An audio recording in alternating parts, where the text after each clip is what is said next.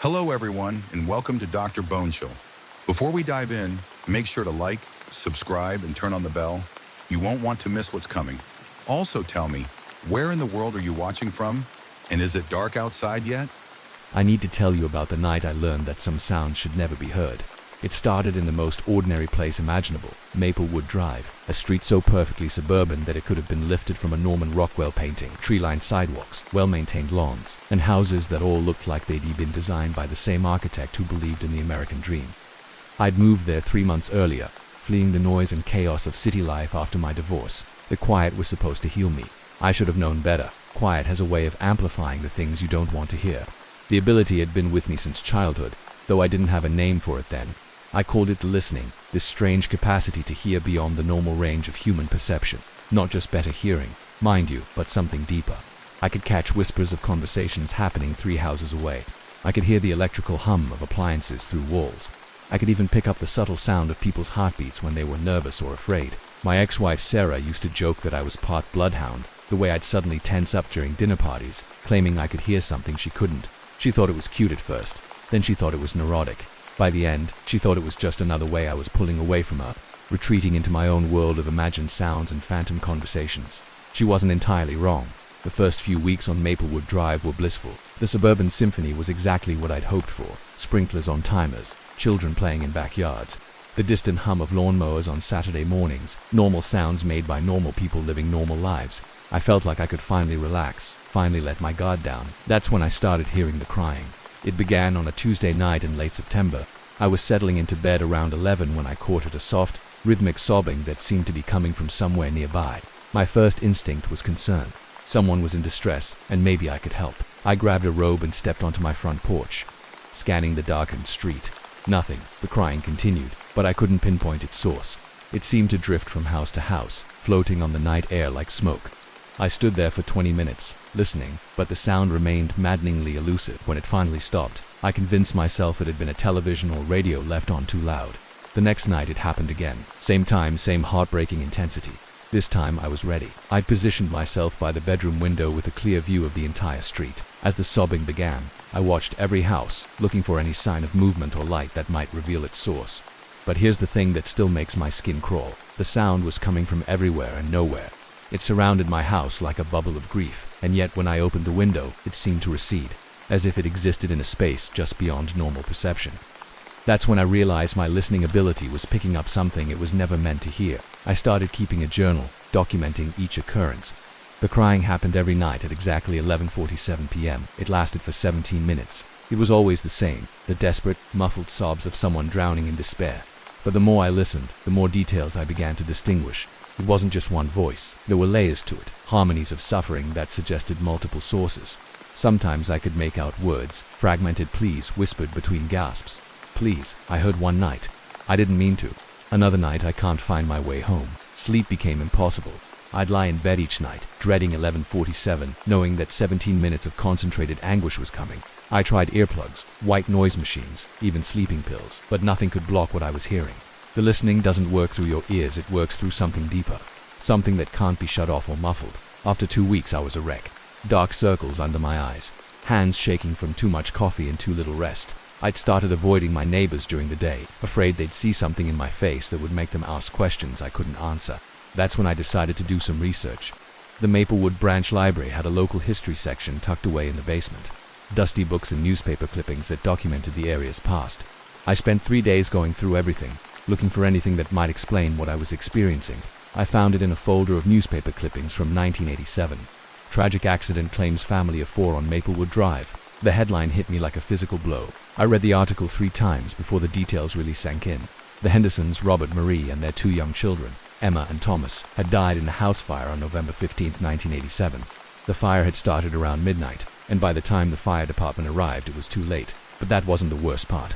The worst part was the final paragraph, a brief mention of the investigation that followed. Neighbors reported hearing screaming and crying for hours after the fire was extinguished. The sounds had been so disturbing that several people called 911.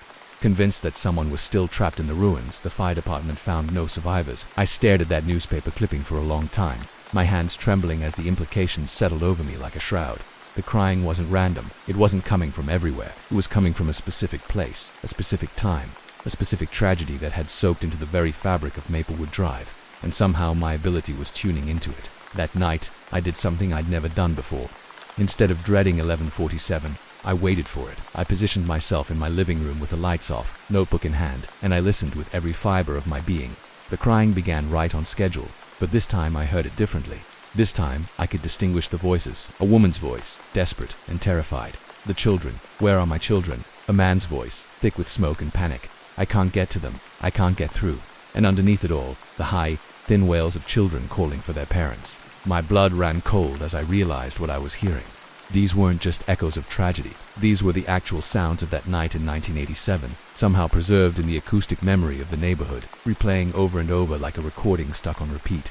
But why now? Why was I hearing them after living here for 3 months? I got my answer the next morning when I checked the calendar. November 15th was 3 days away, exactly 35 years since the Henderson family had died.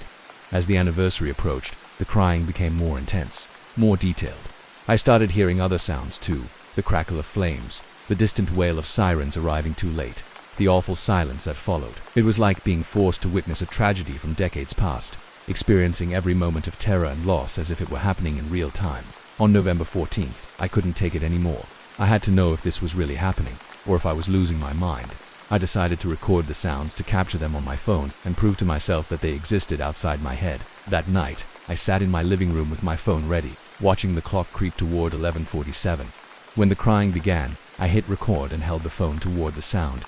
For 17 minutes, I recorded nothing but silence. The realization hit me like a sledgehammer. The sounds weren't there, not in any way that technology could detect. They existed in a frequency that only my particular curse could perceive. I was hearing the psychic residue of tragedy, the emotional imprint left behind by unimaginable suffering. And I was the only one who could hear it. November 15th arrived gray and cold, the kind of day that seems to absorb light rather than reflect it. I'd barely slept in weeks, and I looked like something that had crawled out of a grave.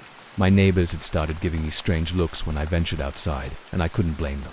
I spent the day in a state of terrible anticipation, knowing that whatever was going to happen that night would be the climax of everything I'd been experiencing. As evening fell, I found myself pacing my living room like a caged animal, unable to sit still, unable to think about anything except what 11:47 would bring. When the time came, I was ready. The crying began as usual, but within seconds I knew this night was different. The sounds were clearer, more immediate. I could hear the snap and roar of flames, the splintering of wood, the desperate pounding of fists against a door that wouldn't open. And then, for the first time, I heard something that made my blood turn to ice. Footsteps, coming up my front walk. I froze, every muscle in my body tensing as the sound grew closer. These weren't the phantom sounds I'd been hearing for weeks. These were real, physical footsteps on my concrete walkway, and they were heading straight for my front door. A knock echoed through my house. 3 soft, polite raps that seemed to mock the terror building in my chest. I stood in my living room, paralyzed by the impossibility of the situation.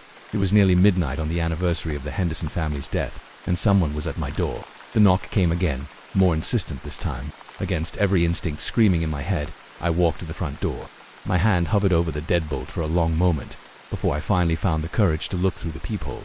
A woman stood on my porch. She was in her 30s, with long brown hair and kind eyes that seemed to glow in the porch light.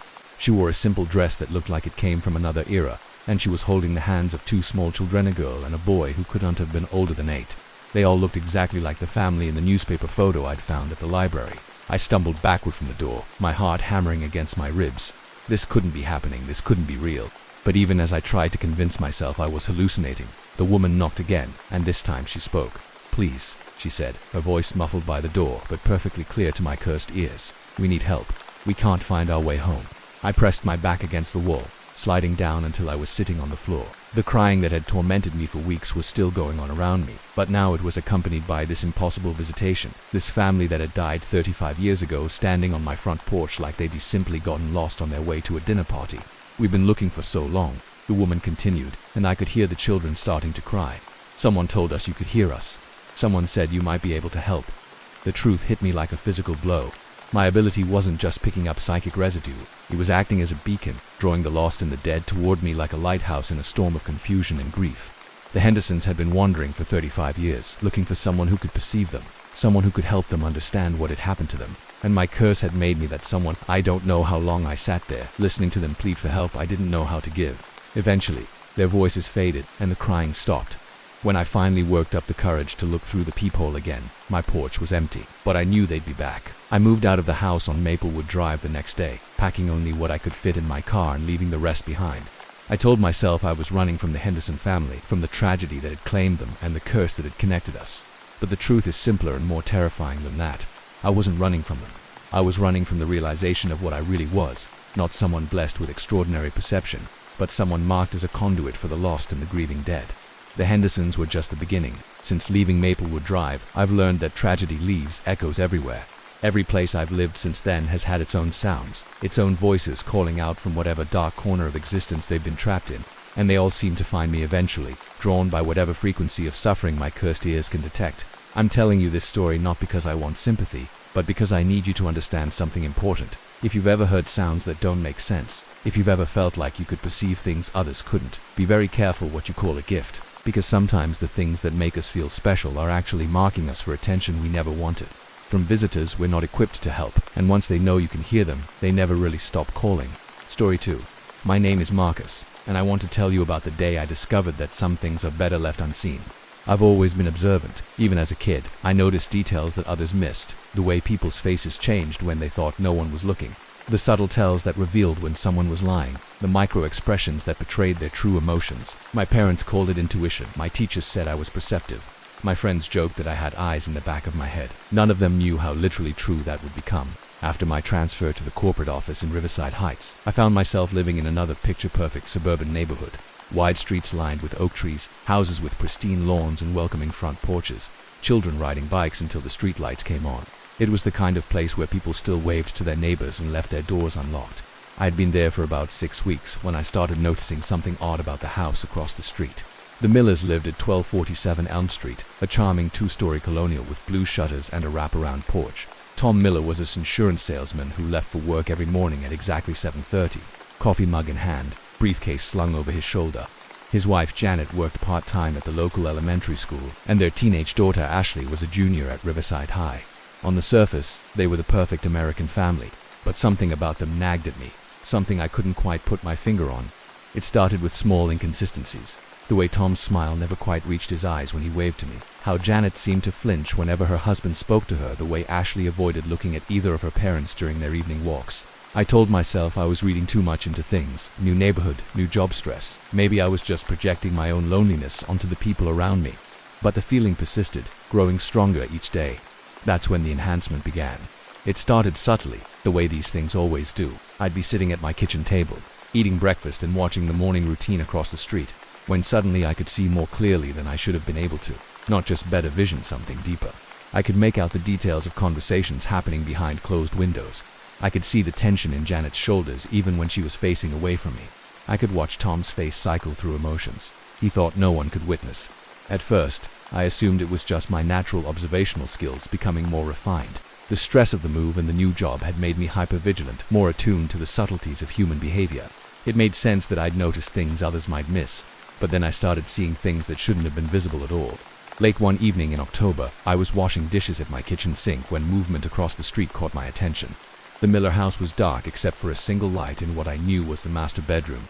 Through their second-story window, I could see Tom pacing back and forth, his silhouette sharp against the curtains. Then, impossibly, my vision seemed to zoom in, pushing through the glass and fabric as if they weren't there. I could see Tom's face clearly now, contorted with rage as he shouted at Janet, who was sitting on the edge of their bed with her head in her hands. I couldn't hear the words, but I could see every detail of his expression. The vein pulsing in his forehead, the spittle flying from his mouth, the way his hands clenched and unclenched as he struggled to control himself. I blinked hard, shaking my head to clear it, certain I was imagining things, but when I looked again, the enhanced vision remained. I could see Janet's tears, the way her whole body trembled with each of Tom's verbal assaults, the careful way she avoided making eye contact with him, and then I saw something that made my blood run cold. Tom grabbed Janet by the arm, his fingers digging into her flesh with a violence that made her gasp. For a moment, I thought he was going to strike her. Instead, he leaned down and whispered something in her ear that made her recoil as if he de-slapped her. I should have called the police. I should have done something, anything, to help. Instead, I stood frozen at my kitchen sink, watching this private horror unfold with a clarity that felt like a violation of every natural law I understood. When Tom finally released her and stormed out of the room, I stumbled away from the window, my heart racing. What I'd just witnessed couldn't have been possible. I was at least 100 feet away from their house, looking through walls and curtains and darkness. No human eye could see what I'd just seen. But over the following days it happened again and again. My vision would suddenly intensify, pushing beyond normal physical limitations to reveal scenes I was never meant to witness. I saw Tom's daily routine of psychological abuse, the careful way he broke Janet down with words and threats, and the constant specter of violence. I saw Ashley hiding in her room, headphones on, trying to block out her parents' fights. I saw the bruises Janet concealed with makeup, the way she practiced smiling in the mirror each morning to hide her pain. The worst part wasn't what I was seeing, it was the growing realization that I enjoyed it. There's something intoxicating about seeing the truth behind people's carefully constructed facades. It made me feel powerful, superior, like I possessed knowledge that elevated me above the ordinary masses who lived their lives blind to the darkness surrounding them. I started positioning myself strategically around the house, finding angles that would give me the best view of the Miller family's private moments. I told myself I was gathering evidence, that I would eventually find a way to help Janet and Ashley escape their situation. But deep down, I knew I was lying. I was addicted to the voyeuristic thrill of seeing what no one else could see, of witnessing the raw, unfiltered reality behind suburban respectability. The ability grew stronger each day. Soon I could see through walls as easily as looking through glass. I could focus on specific rooms, specific conversations, specific moments of private anguish. The Miller house became my personal theater, and their suffering became my entertainment. That's when I started noticing other houses. The Johnsons at 1251 Elm Street were hiding their own secrets. Robert Johnson, the friendly accountant who coached Little League on weekends, was embezzling money from his clients to fund a gambling addiction that had already cost them their savings. His wife Linda spent her days drinking vodka from a coffee mug and popping pills. She ordered online to numb the anxiety that kept her awake at night. 3 doors down, elderly Mrs. Patterson was slowly poisoning her husband Walter with small doses of rat poison mixed into his daily medications. She'd grown tired of caring for his dementia and saw his death as her only escape from a prison of endless, thankless caregiving. The young couple at 1235 Elm Street, Brad and Melissa Chen, were planning to murder Melissa's wealthy aunt for her inheritance. They'd already researched untraceable poisons and had begun visiting her weekly to establish an alibi. House by house, family by family, I peeled back the veneer of Riverside Heights to reveal the rot underneath. Every perfect lawn hid bodies, every smiling face masked homicidal thoughts, every friendly wave concealed enough darkness to fuel nightmares for a lifetime, and I watched it all with the fascination of a child pulling wings off butterflies. The breaking point came on a cold November night when my enhanced vision showed me something I was unprepared to see. I was observing the Miller house as usual when my sight suddenly shifted, zooming in on Ashley's bedroom window. She was sitting at her desk, supposedly doing homework, but her computer screen showed something that made my stomach lurch. She was researching methods of suicide. For the first time since my ability had manifested, I felt genuine horror at what I was witnessing. This wasn't adult corruption or marital violence. This was a child so broken by her home environment that she was planning to end her own life. The thrill of voyeuristic observation curdled into something sick and shameful. I had to do something. I had to help her. But as I reached for my phone to call the police, to call child services, to call anyone who might intervene, something stopped me. A movement in my peripheral vision, a sense that I was being observed with the same intensity I'd been directing at others. I turned toward my living room window and saw him standing on the sidewalk across the street. A man in a dark coat, perfectly still under the streetlight. He was looking directly at my house, directly at my window, and even from that distance I could see his face clearly. Not because of my enhanced vision, this was different. His features were burned into my retinas like an afterimage from staring at the sun. He was smiling, as I watched, frozen with a terror I couldn't name. He raised one hand in a slow, deliberate wave. Then he mouthed a single word that I understood despite the distance between us. "Watcher." I stumbled backward from the window, my heart hammering against my ribs. When I looked again, he was gone. But I knew he'd be back. Over the following days, I saw him everywhere, standing at the edge of the Millers' property, observing them with the same invasive intensity I'd been using. Positioned outside the Johnson house during Robert's late-night gambling binges, lurking near Mrs. Patterson's garden while she researched more efficient ways to kill her husband. He was watching the watchers, observing the observers, and somehow I knew that I was his primary target. The realization hit me like a physical blow. My ability wasn't unique. It wasn't a gift or a curse or even an accident. It was a recruitment tool, a way of identifying people who could see beyond the normal boundaries of human perception. And once you'd proven you could see, once you demonstrated your willingness to use that sight for dark purposes, you attracted the attention of others who shared the same terrible hobby. The man in the dark coat wasn't human. He was something else, something that fed on the voyeuristic violation of privacy, the pleasure taken in witnessing private suffering, and he was offering me membership in a community I'd never wanted to join. I stopped watching the neighbors. I covered all my windows with heavy curtains and tried to pretend my enhanced vision had never existed. But the ability doesn't just disappear because you ignore it. If anything, trying not to see made the compulsion stronger, like trying not to think about a pink elephant. Late at night, I'd catch glimpses of the man in the dark coat standing in various yards around the neighborhood, always watching, always waiting. Sometimes he was joined by other shadowy figures who observed the residents of Riverside Heights with predatory patience. They were building a catalog of human weakness, documenting every private moment of shame and violence and desperation. And they wanted me to help them. The final straw came when I realized Ashley Miller was missing from her bedroom window for 3 nights straight. My enhanced vision showed me her empty room, her computer still displaying suicide research, her parents completely oblivious to their daughter's absence. I broke my self-imposed isolation and called the police, reporting a missing teenager. When they found Ashley's body in the woods behind the elementary school 3 days later, the official cause of death was ruled suicide by hanging. I attended her funeral, standing at the back of the church while her parents wept crocodile tears over a daughter they'd driven to self-destruction through years of abuse and neglect. Tom Miller gave a heartfelt eulogy about what a bright, beautiful girl Ashley had been. Janet Miller sobbed into a tissue, playing the part of the grieving mother to perfection. And standing at the edge of the cemetery, watching it all with the same cold intensity, was the man in the dark coat. After the service, he approached me. Up close, I could see that his eyes were completely black, like pools of oil that reflected no light. When he spoke, his voice sounded like it was coming from the bottom of a well. "She could have been saved," he said, "if you'd acted sooner, if you'd used what you could see instead of hiding from it." "I tried," I whispered. "I called the police. Too little, too late." He smiled, revealing teeth that were too sharp, too numerous. "You watched her research suicide methods for weeks. You saw her parents destroy her piece by piece. You had the power to intervene, to expose their crimes, to save her life. Instead, you chose to be entertained by her suffering." The words hit me like physical blows because they were true. I had watched Ashley's destruction like it was a television show, taking pleasure in the drama while a child was dying in front of my eyes. "Now you understand," the man continued. "The sight isn't a gift, it's a responsibility. And those who abuse that responsibility join us in making sure others learn the same lesson." He gestured toward the cemetery, and I realized that several of the mourners weren't mourners at all. They were other watchers, people like me who'd been recruited into this nightmare community of voyeuristic predators. "Your choice is simple," he said. "Continue hiding from what you can see, and watch more children die while you do nothing, or embrace your true nature and help us gather the information we need to intervene appropriately." I didn't answer. I couldn't answer, because I knew that either choice would damn me. I moved away from Riverside Heights that same week, packing my belongings in the middle of the night and driving until I found a tiny apartment in a city where I didn't know anyone. I told myself I was escaping. That distance would break whatever connection I'd formed with the Watchers, but the ability followed me. It always follows. In my new city, I can see through the walls of every building, witness the private moments of every stranger, catalog the secret sins of everyone around me. The man in the dark coat visits me sometimes, standing outside my apartment building, reminding me that the offer still stands. Sometimes I'm tempted to take it. The loneliness of carrying all these secrets, of seeing so much darkness without being able to act on it, is almost unbearable.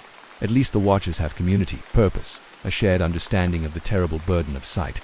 But then I remember Ashley Miller's empty bedroom, the research on her computer, the weeks I spent treating her suicide preparations like entertainment, and I know that some communities aren't worth joining, no matter how isolated the alternative might be. I'm telling you this because you need to understand something.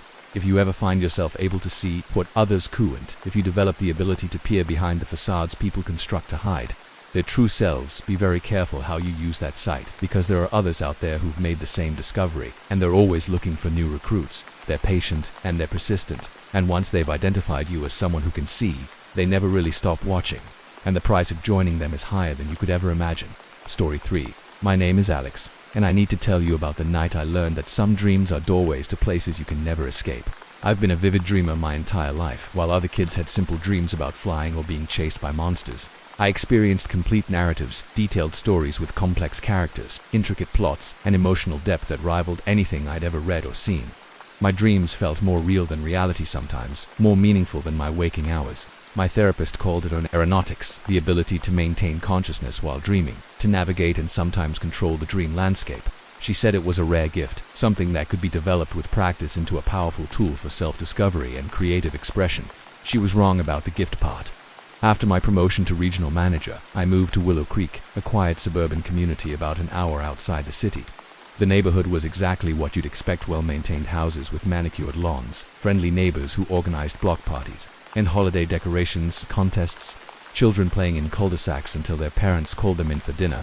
My house at 847 Birch Lane was a modest ranch-style home with a small backyard and a basement. I deconverted into a home office. It was perfect for someone starting over. trying to build a new life after years of putting career ahead of everything else.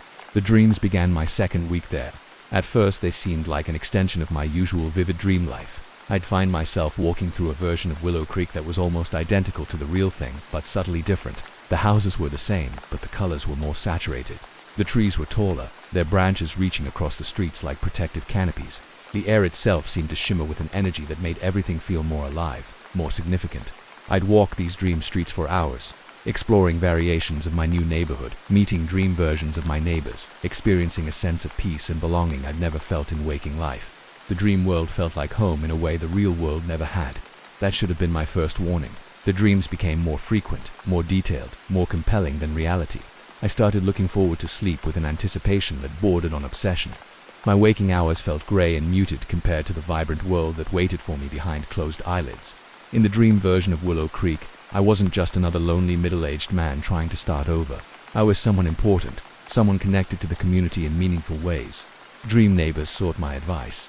Dream children waved to me with genuine affection. Dream families invited me to barbecues and birthday parties where I felt like I truly belonged. It was everything I'd wanted from the real world but had never been able to achieve. The first sign that something was wrong came about a month into my stay on Birch Lane. I'd been having my usual dream about walking through the neighborhood when I noticed something odd. The house across the street, a two-story colonial where the Hendricks family lived, had its lights on despite the fact that it was nearly midnight in the dream. Curious, I approached the house and found that I could see through its walls, witnessing the family's private moments with crystal clarity.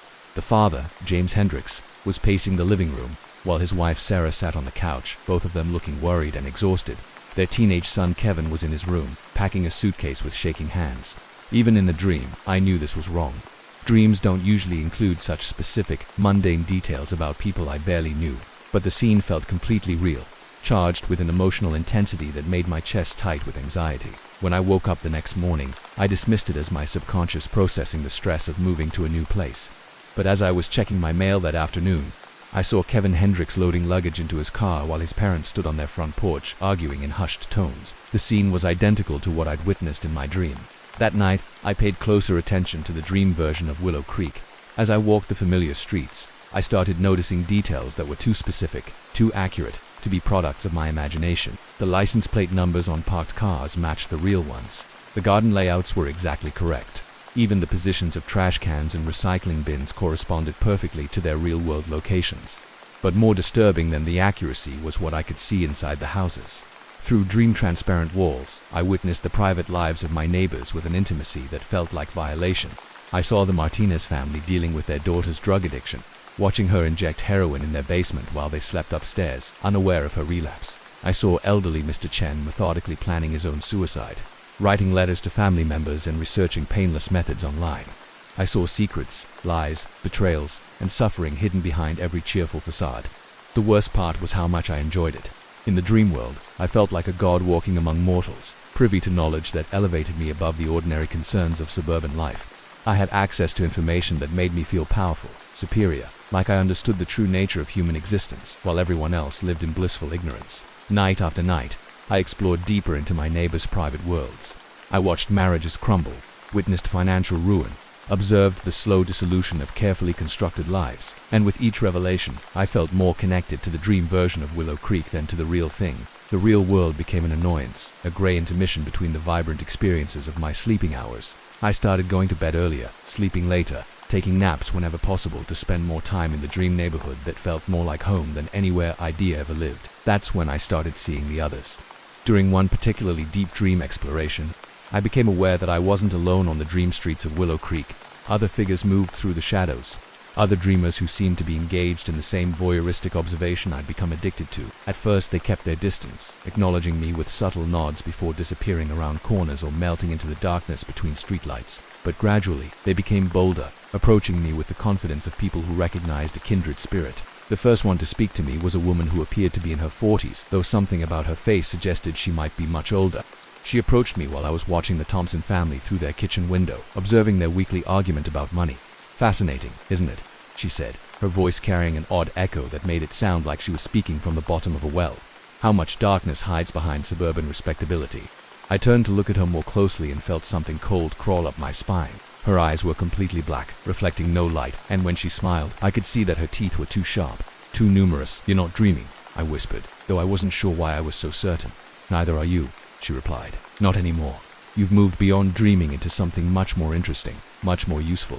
She gestured toward the houses around us, and I realized that dozens of shadowy figures were positioned throughout the neighborhood, all of them engaged in the same invasive observation I'd been practicing. Welcome to the collective, she said. We've been watching your progress with great interest. What collective? What are you talking about? We are the ones who see beyond the veil, who witness the truth behind human pretense. Some of us started as dreamers, like you. Others began as listeners or watchers. But we all discovered the same thing, that the ability to perceive hidden reality comes with certain responsibilities. As she spoke, I began to understand the horrible truth. The dream version of Willow Creek wasn't a product of my sleeping mind. It was a shared space, a psychic construct maintained by entities that fed on human secrets and suffering. And I hadn't been exploring, I'd been recruited into it. The real world is just the surface layer, the woman continued. What matters is what lies beneath the fears, the shames, the hidden sins that people work so hard to conceal. We catalog them, preserve them, use them to maintain the balance between the seen and unseen worlds. I don't want any part of this, I said, but even as the words left my mouth, I knew they were a lie. I did want it, the power, the knowledge, the sense of belonging to something greater than my ordinary, lonely existence. Of course you do, she smiled. Otherwise you never would have found us. The ability chooses its own. Alex, it's not random. You were always destined to be here. Over the following nights, the woman who told me to call her Margaret showed me the true scope of the collective's work. We weren't just passive observers of human darkness, we were active participants in its cultivation, using our access to private information to nudge people toward increasingly destructive behaviors. A whisper in a dream could plant a seed of paranoia. A subtle manipulation of dream imagery could intensify someone's existing anxieties. We could drive stable people to madness, push the desperate toward suicide, transform minor marital problems into violent domestic situations. And we did it all from the safety of the dream realm, invisible puppet masters pulling strings in a theater of human suffering. Margaret showed me how to enter individual dreams, how to pose as trusted figures from someone's past, how to implant suggestions that would manifest as compulsive behaviors in the waking world. She taught me to feed on emotional energy, to draw sustenance from the fear and despair we cultivated in our targets. You'll never be lonely again, she promised. You'll never feel powerless or insignificant. You'll be part of something eternal, something that predates human civilization and will survive long after it's forgotten. The temptation was overwhelming. In the real world, I was just another corporate drone living in isolation, going through the motions of a life that felt increasingly meaningless. But in the dream realm, I could be powerful, connected, part of a community that valued my unique abilities. All I had to do was abandon my humanity. The breaking point came when Margaret assigned me my first solo mission. A family had moved into the house next door to Minda Williams's, a young couple with a 2-year-old daughter named Emma. They seemed happy, adjusted, the kind of people who made suburban life look effortless and appealing. They're too content, Margaret explained. To stable, that kind of happiness creates imbalances in the psychic ecosystem. We need to introduce some chaos, some suffering, to restore the natural order. She wanted me to enter David Williams' dreams and plant suggestions that would convince him his wife was having an affair. Simple paranoia that would gradually escalate into jealousy, rage, and eventually violence. The child is particularly important, Margaret added casually. Children's fear has a unique flavor, very nutritious.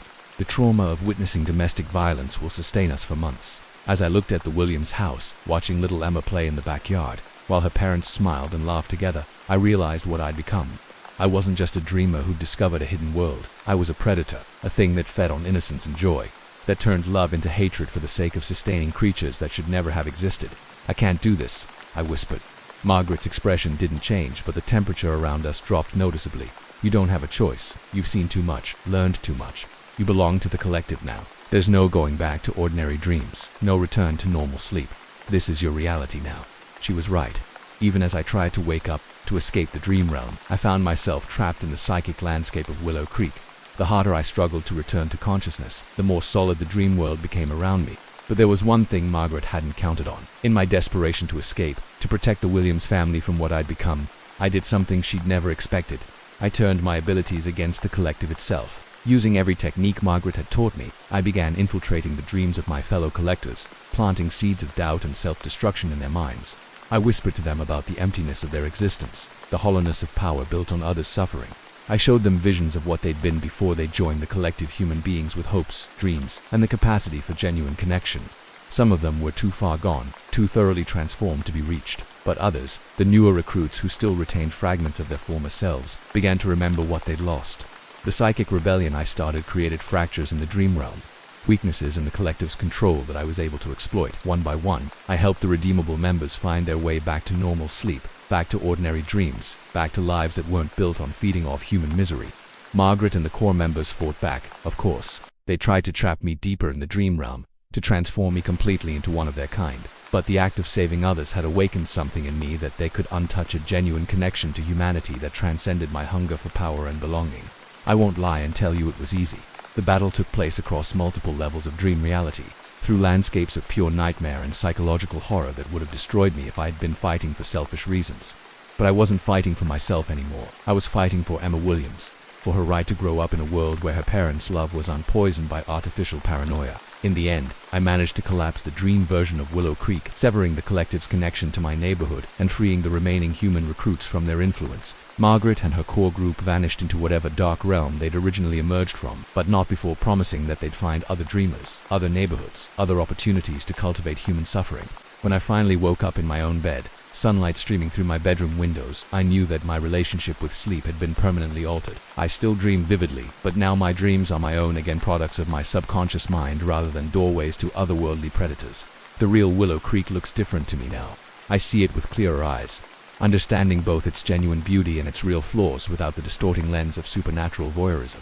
The Williams family still lives next door, and sometimes I watch Emma play in her backyard with a gratitude that brings tears to my eyes. She'll never know how close she came to having her childhood destroyed by creatures that feed on innocence. Her parents will never understand that their marriage was targeted for destruction by things that view human love as an aberration to be corrected. And that's exactly how it should be. I'm telling you this story because I need you to understand something important. If you read someone who experiences unusually vivid dreams, if you find yourself able to navigate dream landscapes with conscious intent, be very careful where those dreams lead you. There are entities out there that specialize in recruiting dreamers, in turning our natural abilities into tools for spreading suffering and despair. They offer power, knowledge, and community in exchange for your humanity. And the price seems small until you realize what you're actually giving up. The gift of vivid dreaming can be a beautiful thing, a source of creativity, insight, and personal growth. But like any gift involving perception beyond normal human limits, it can also be a doorway to horrors you're not equipped to handle. If you ever find your dreams becoming too real, too detailed, too connected to the waking world, step back, question what you're seeing. Remember that some doorways, once opened, can never be fully closed again. And if you're ever approached by others in your dreams, people who claim to be part of a collective or community of gifted individuals, remember Emma Williams and the childhood that was almost stolen from her.